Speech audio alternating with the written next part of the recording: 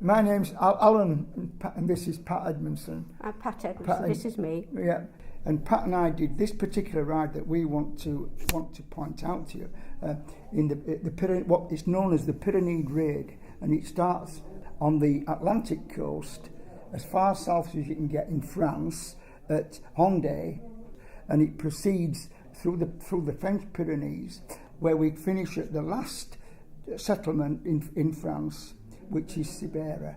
And when you get there, you're rather pleased to get into the Med and have a little swim and a rest. We joined a group here, and there's the picture of the group starting. The total distance is 730 kilometres, which is approximately 450 miles.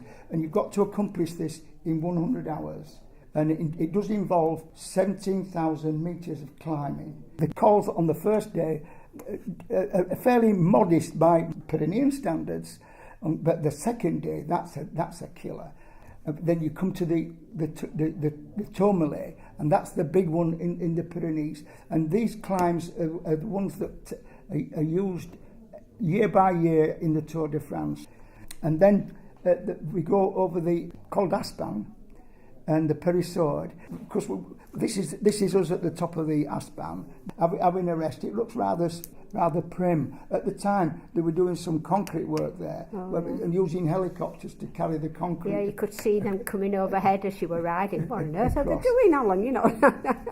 That's it. Yeah.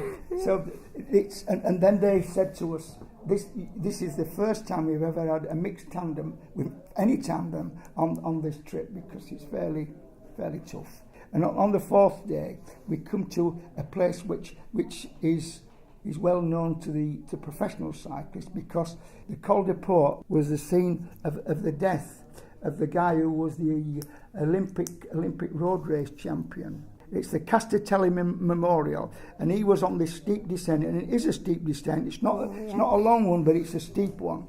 He went over. He hit a concrete post at the side and went over the top to his death.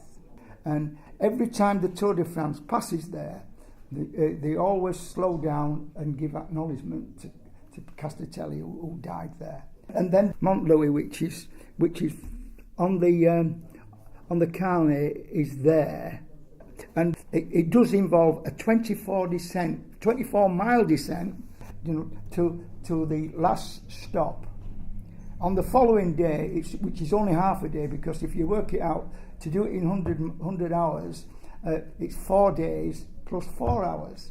And then you tend to think you've got a safe journey then to the coast. But when you get to the coast, you're not there, because you have to go south. So it's riding tempo as hard as you can to get inside the 100 hours. But we went into this cafe and we got a paella. Enormous paella with a bag of tools for cracking the nuts, and we enjoyed the meal and the swimming, and that was the end of it.